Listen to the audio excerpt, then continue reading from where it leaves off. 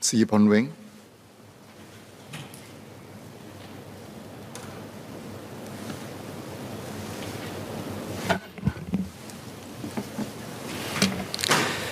Mr. Speaker, sir, societal views on relationships and marriages change over time. As such, marriage and divorce laws ought to be updated accordingly.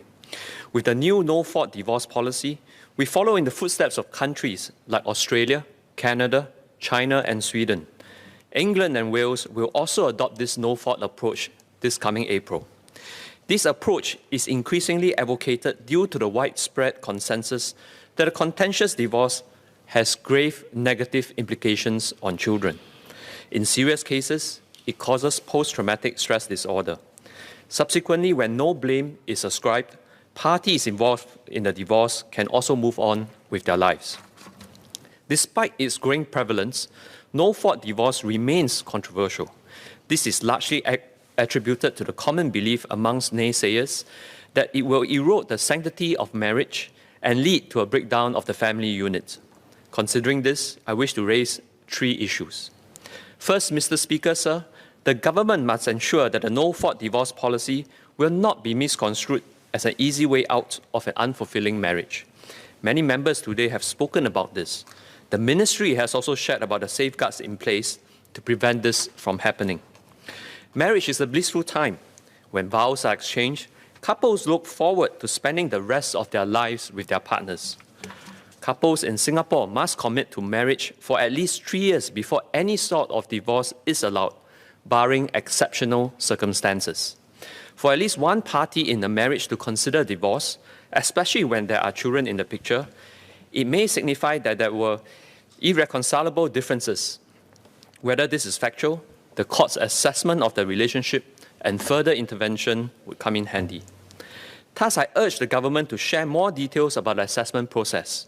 Will it involve professionals in family affairs, such as marriage counselors, therapists, mediators, as well as social workers who work with family and children? How long will the process take from the time that divorce is filed until there is a conclusion?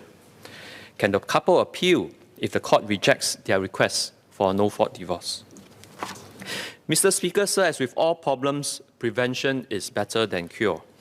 If we can identify potential problems early, couples may be better prepared to deal with them and ameliorate any consequences. My suggestion is to normalize marriage counseling and make it more accessible for all. I'm heartened that many religious leaders have expressed support to help strengthen marital ties and resolve marital disputes. MSF likewise provides free marital counseling. Last November, a new Strengthening Families program was launched, where 10 family service centers will offer specialized services to address issues related to marriage, finances, and parenting. That said, there remains a stigma among some that seeking counseling is a sign of failure. I have a resident who wanted to get marital counseling. However, her husband was of the opinion that her concerns are too trivial and that seeing a counselor was embarrassing and deemed as a waste of time. Unfortunately, marital problems may be analogous to cancer. If your signs are not detected and addressed early, and when they snowball, the situation becomes implacable or terminal. We must do more to destigmatize the shame and trivialization often associated with marriage problems so that more would take a proactive approach to seek professional help. As we expand outreach and improve our family and marriage support services, the demand for resources will grow.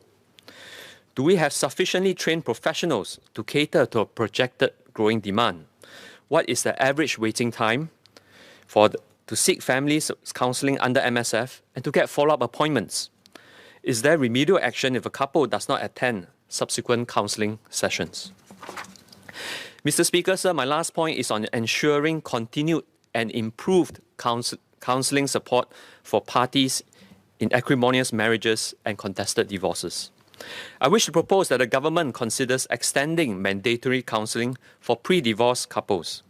Under existing policies, there's a mandatory parenting program for couples with children under 21 years old.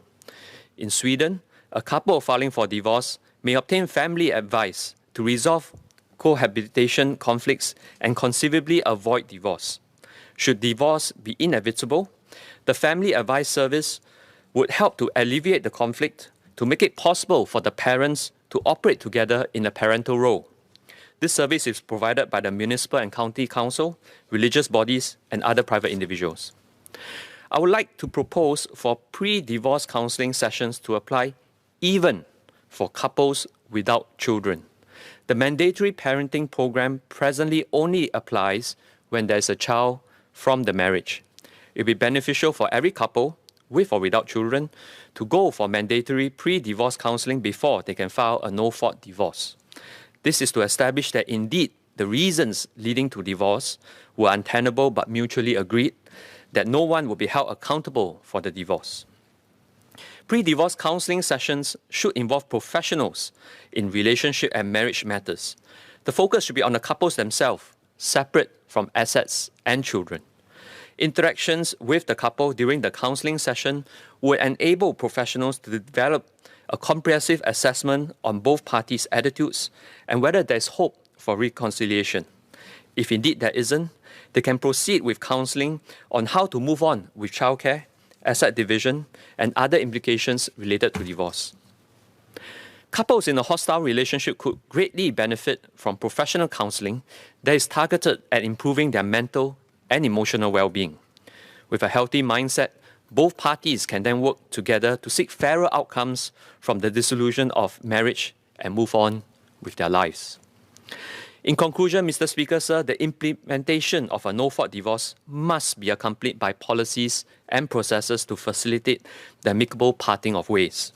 This is with the aim of reversing the breakdown or making the process less acrimonious for all, especially for children if a dissolution is inevitable. I know of a Mr. A who was in an unhappy marriage with his wife. They had attended marriage counseling but to no avail. As such, they are looking forward to the passing of the new no-fault divorce law so that they can divorce civilly and move on without waiting for another 3 years. They have children and hope to co-parent with them, but have some disagreements over shared custody as well as the allocation of assets and resources. They have no wish to take the matter to court. They agreed that some form of pre-divorce counseling to help them navigate the financial and emotional implications of their decisions would be helpful. With appropriate guidance, the estranged couple would hopefully come to an agreement. Their children would enjoy a healthy childhood under their parenting. While it is meaningless to trap people in unhappy marriages, we must continue to encourage the preservation of healthy and happy marriages. Premarital counseling is currently widely practiced and accepted. The next step is to normalize marital counseling and encourage couples to seek professional help at the early onset of problems. This is all part of improving communication and strengthening relationships. We must set aside the necessary resources to achieve this. I support the bill.